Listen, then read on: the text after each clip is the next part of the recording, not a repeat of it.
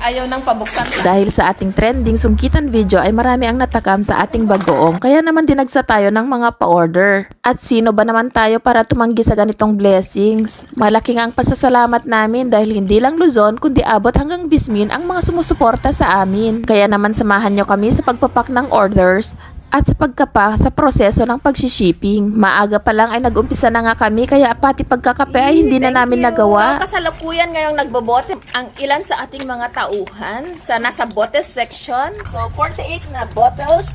That's 2 cartons. Kailangan nating ipak kasi habulin natin ang biyahe ng bus cargo papuntang Ilocos Norte. Ang saya! Ay, yan!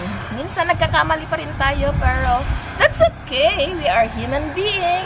No one's perfect. Ayan, umakyat na naman! Ganyan tayo.